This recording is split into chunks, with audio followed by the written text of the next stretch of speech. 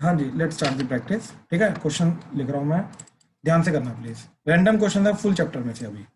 ठीक है, ध्यान से करना प्लीज। एंड इनके अंदर अब तुम्हें सीरियसली पता ही नहीं चलेगा कब पी लगेगा कब सी लगेगा, क्योंकि इसके अंदर परमुटेशन भी है, कॉम्बिनेशन भी है। अब कौन से पी एंड सी में से कौन से पार्ट का कुछ नहीं पता, तुम्हें खुद सोचना है। ठीक है, ध्यान से करना प्लीज।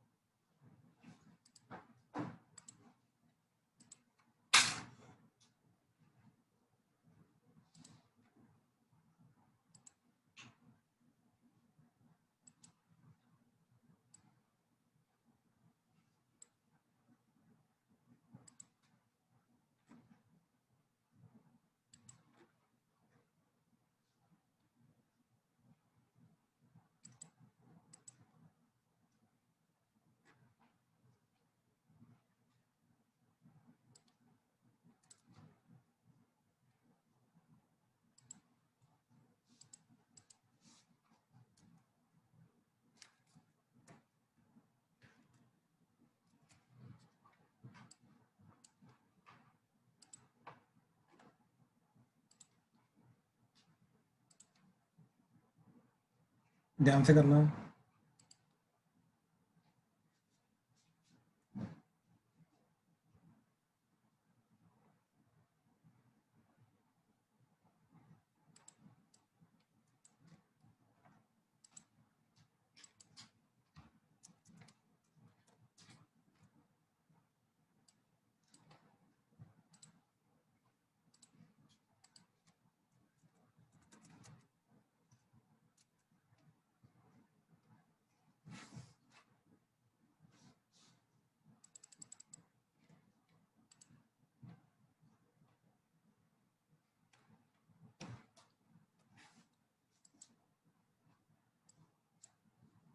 हाँ जी, पहले ये वाले करो।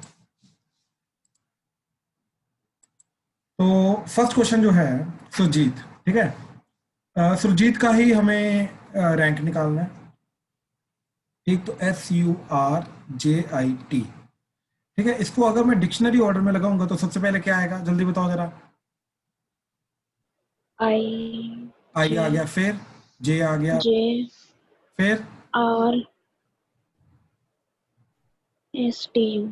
एस, हाँ टी। ठीक है, तो इस तरीके से आ गया। अब ध्यान से देखो, 1 2 3 4 5 6। अब आई से स्टार्ट होने वाले कितने वर्ड आएंगे, 5 फैक्टोरियल। जे से स्टार्ट होने वाले 5 फैक्टोरियल, आर से स्टार्ट होने वाले 5 फैक्टोरियल। तो ये 120 120 120, तो ये टोटल 360 तो आ गए। अब एस को इधर फिक्स कर दिया। ठीक, तो एस को फिक्स कर दिया।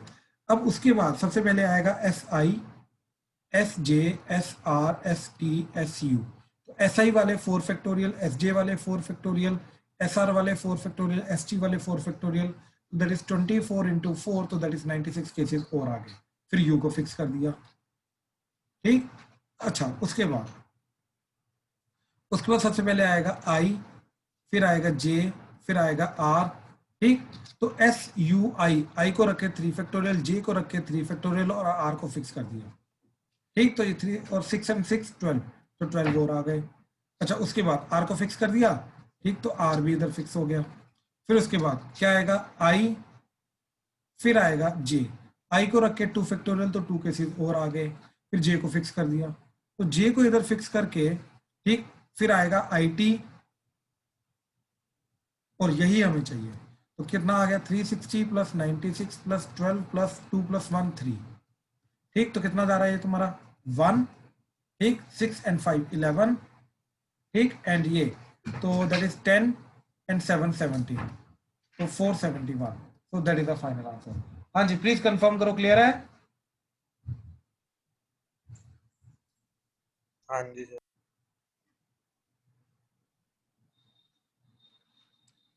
सेकंड देखो जरा। Find the number of arrangements of the letters of the word independence in how many. अच्छा ठीक है, पहले तो टोटल देखना है। तो आई कितने बार आ रहा है इंडिपेंडेंट? आई EEPEN DENCE, ठीक है।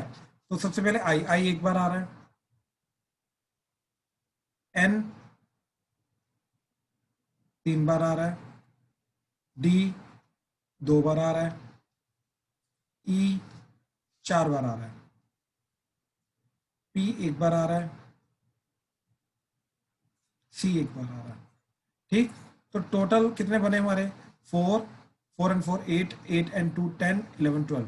तो 12 factorial divided by 3 factorial 2 factorial 4 factorial. तो जो चीज जितनी बार रिपीट हो रही है उतने फैक्टोरियल से ये डिवाइड हो जाएगा, ठीक है। तो ये आ गया टोटल नंबर ऑफ अरेंजमेंट्स, पहले तो ये आ गया। अच्छा, इन how many of the arrangements do the words start with P, ठीक है। इनमें से कितनी अरेंजमेंट्स हैं जिनके अंदर जो वर्ड है वो पी से स्टार्ट होता है, ठीक है। तो सबसे पहले हमें ये चीज देखनी है कि कितने वर्ड्स हैं जो पी से स्टार्ट होते हैं, ठीक। देखो, अब पी को हमने टोटल 12 लेटर वर्ड्स हैं,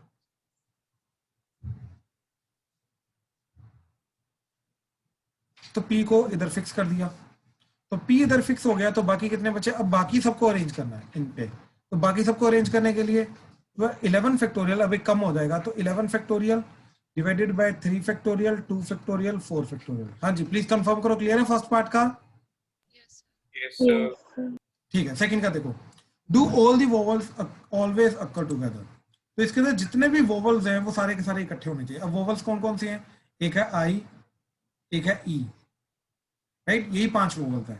तो हमने क्या किया, आई एंड 4 टाइम्स ई जो है इनको इकट्ठा कर दिया। बाकी हमारे पास कितने बचे? 5 6 7। तो बाकी 7 और लेटर्स हैं, 1 2 3 4 5 6 7। अब देखो, अब हम क्या करेंगे, इन 7 को एंड इसको एक यूनिट मान के जाएंगे। तो इनको अरेंज करने का तरीका आप ध्यान से देखो क्या आएगा, क्योंकि यहाँ पे जो 7 आ रहे हैं इनके अंदर ट्रिपल एन आ रहा है एंड 2 बार डी आ रहा है। तो ये रिपीट तो होंगे होंगे, और ये तो एक सिंगल ऑब्जेक्ट है। तो क्या आ जाएगा तुम्हारा 8 factorial divided by 3 factorial 2 factorial. पहले तो ये आ गया।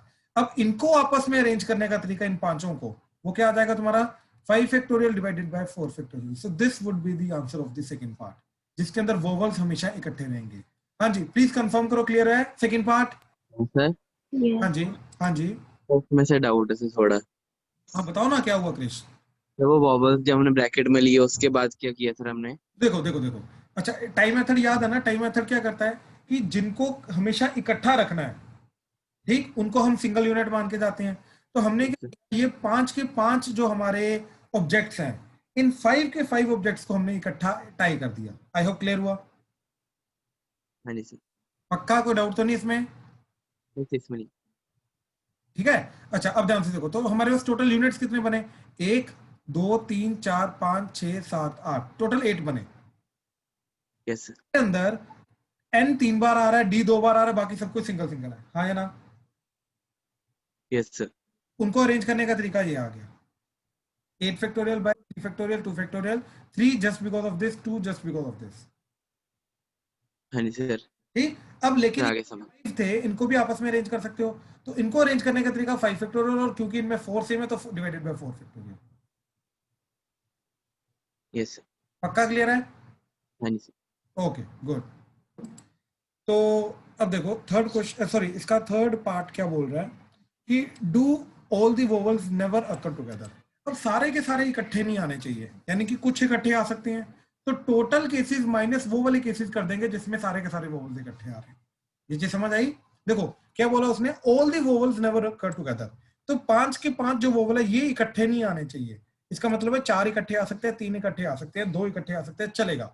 तो क्या करेंगे, टोटल केसेस, थर्ड पार्ट के लिए टोटल केसेस माइनस वो वाले केसेस करेंगे जिनके अंदर ऑल वोवल्स टुगेदर है।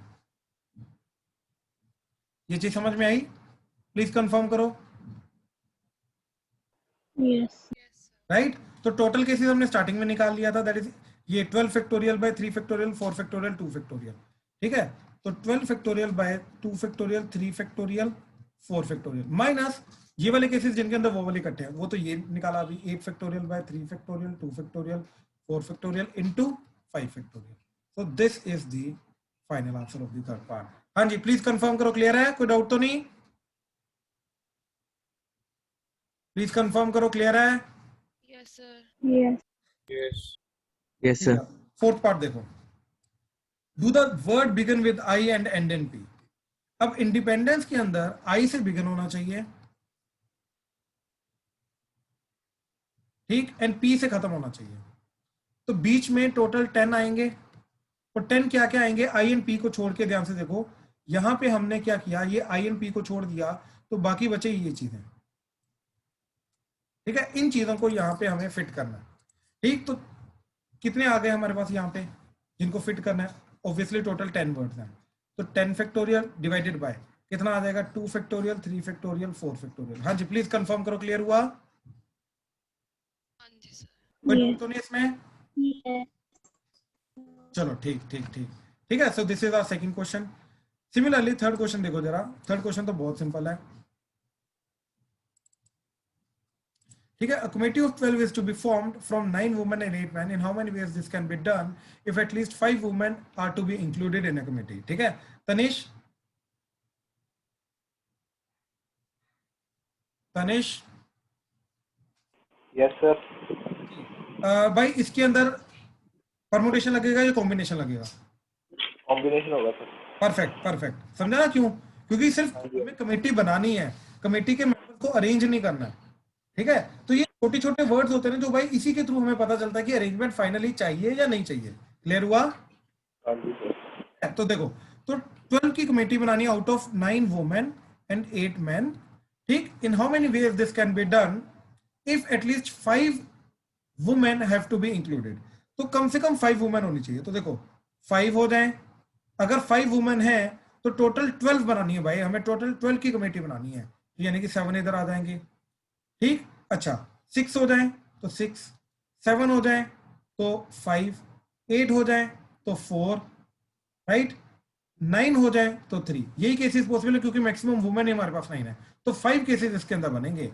इसका क्या आएगा, 9C5 इंटू 8C7, इसका 9C6 इंटू 8C6, इसका 9C7 इंटू 8C5, इसका 9C8 इंटू 8C4, इसका 9C9 इंटू 8C3। तो इन सबको ऐड कर देंगे, तो दैट इज आवर आंसर। हाँ जी प्लीज कंफर्म करो, क्लियर हुआ? ये फर्स्ट पार्ट का आंसर, इसका फर्स्ट नहीं, ये जो क्वेश्चन के अंदर ही है, Yes. ठीक है। अच्छा अब in how many of these committees the women are in majority. अब ध्यान से देखो, इसके अंदर वुमेन मेजोरिटी में होनी चाहिए, यानी कि नंबर ऑफ वुमेन ज्यादा होनी चाहिए, तो वो ये 3 केसेस जा रहे हैं।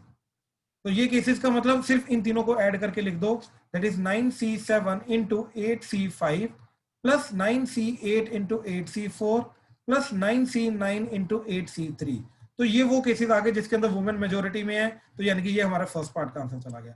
अब मेन मेजोरिटी में होने चाहिए, मेन मेजोरिटी में तो यार एक ही केस है, वो आ गया ये, तो that is nothing but 9C5 into 8C7। हाँ जी प्लीज कंफर्म करो, क्लियर हुआ पूरा क्वेश्चन? Yes sir. प्रणव कोई डाउट तो नहीं? अर्शिया, अनीश, अरमान, नो सर। क्रिश, क्लियर हुआ? Yes sir. ठीक है ठीक है ठीक है ठीक है। लास्ट देखो जरा, अभी लास्ट क्वेश्चन, ठीक है। अच्छा, how many numbers are there in between 100 and 1000 such that at least one of their digit is 7। कम से कम एक डिजिट 7 होना चाहिए, ये चीज याद रखना, ठीक है। तो देखो या तो 1 डिजिट 7 हो जाए, या तो 2 डिजिट्स या 7 हो जाए, राइट, या तो 3 के 3 डिजिट 7 हो जाए, ठीक। अब ध्यान से देखना जरा, अगर सिंगल डिजिट 7 हो जाए तो इसके 3 केसेस बनेंगे कि 7 इधर आ रहा है, 7 इधर आ रहा है, 7 इधर आ रहा है। देखो अगर 7 इधर आ रहा है तो बाकी जगह पे, अब ध्यान से देखना, जो मर्जी नंबर फिल करो 7 नहीं आना चाहिए, ठीक। अब क्या केस बनेगा, इधर 7 नहीं आना चाहिए, राइट, तो 0 आ सकता है, तो इनमें इधर क्या आ जाएगा तुम्हारे 9 केसेस, राइट, 7 छोड़ के बाकी कोई भी। अब आगे रेपिटेशन तो आ सकती है, तो इधर भी 9 केसेस आ जाएंगे। शुड बी क्लियर हुआ? Yes, sir. अच्छा, तो इस केस के कितने आंसर आए? 81। अच्छा, अब ध्यान से देखो, इधर इधर मैं 0 नहीं रख सकता और 7 नहीं रख सकता, तो इधर 8 केसेस, इधर 9 केसेस, क्योंकि 0 भी आ सकता है 7 को छोड़ के बाकी सारे, तो इधर आएंगे 72 केसेस एंड सिमिलरली इधर भी 72 केसेस। शुड बी क्लियर हुआ? हाँ जी सर, समझ आ गई गलती मेरी। यहीं पे गलती की ना आपने? हाँ जी सर, वो मैंने वेस जो थे ना, ये उससे मल्टीप्लाई थोड़े कर गलत दिया। ले लिए थे। ओके ओके ओके, तो इसके केसेस कितने जाएंगे?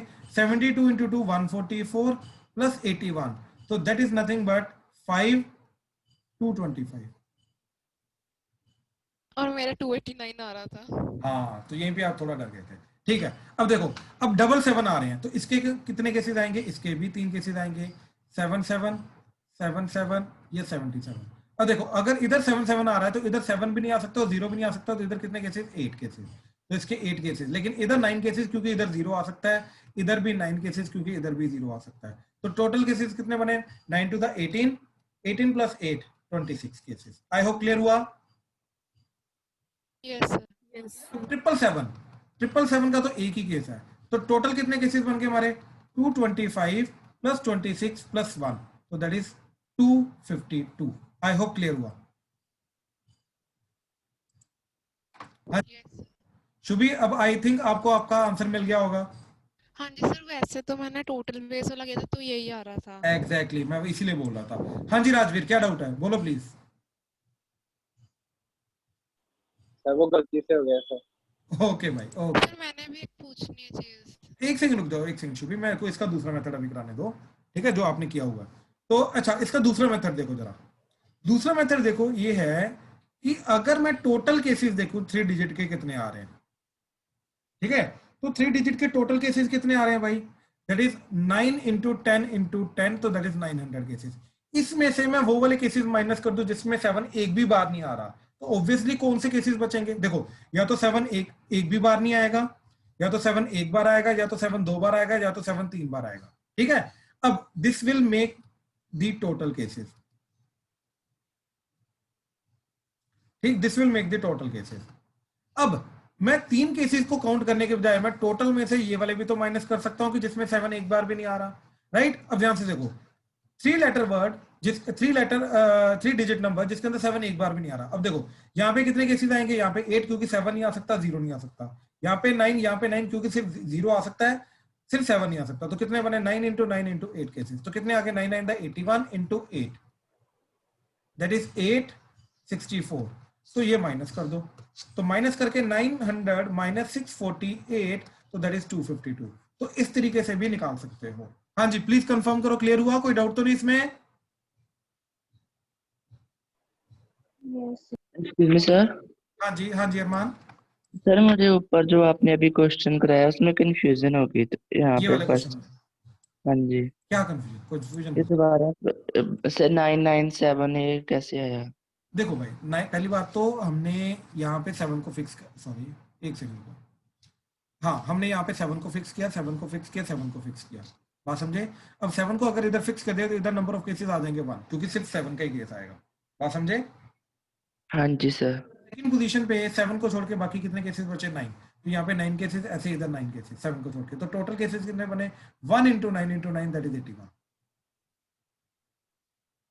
सर इधर 9 की जगह 8 नहीं आना? नहीं नहीं नहीं नहीं, रेपिटेशन अलाउड है ना। देख भाई, मेरे को एक चीज बता कि 7 कम से कम एक बार आना चाहिए, तो 788। हाँ, 7 कम से कम एक बार आ रहा है, हाँ या ना?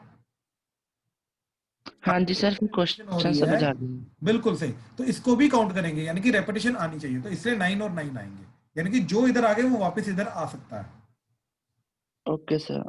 अब क्लियर हुआ? तो सर हाँ जी आ गया, मुझे लगा कि रेपिटेशन नोट अलाउड है। नहीं नहीं नहीं नहीं, अभी हो जाएगा क्लियर बाकी सारा। हाँ जी सर।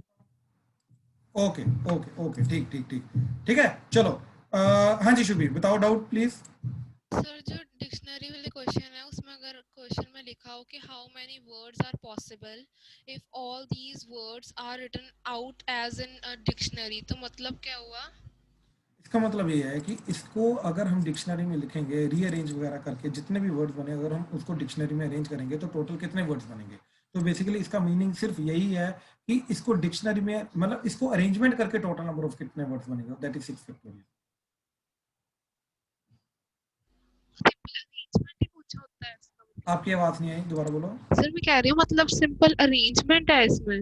हाँ, वो बेसिकली क्या बोल रहा है कि सुरजीत के वर्ड्स लेटर्स को अरेंज करके जितने भी वर्ड्स बन रहे हैं उनको डिक्शनरी में लगाया, तो ऐसे कितने वर्ड्स पॉसिबल है। तो इन ए वे अरेंजमेंट के टोटल नंबर ऑफ वर्ड्स कितने बनेंगे वही पूछ रहा है ना वो। हाँ जी फैक्टोरियल। ठीक है sir, okay. Okay okay okay, ठीक है। चलो, तो आज फाइनल हम इस चैप्टर को खत्म कर रहे हैं। इसका लास्ट होमवर्क आपको आज मिलेगा एज ए असाइनमेंट, ठीक है। एंड एनसीईआरटी के भी कुछ सॉरी अपना आरडी के भी कुछ क्वेश्चंस बाकी हैं, ठीक है। तो इस चैप्टर को यहीं पे खत्म करते हैं। Will start a new chapter tomorrow, ठीक है। चलो डन।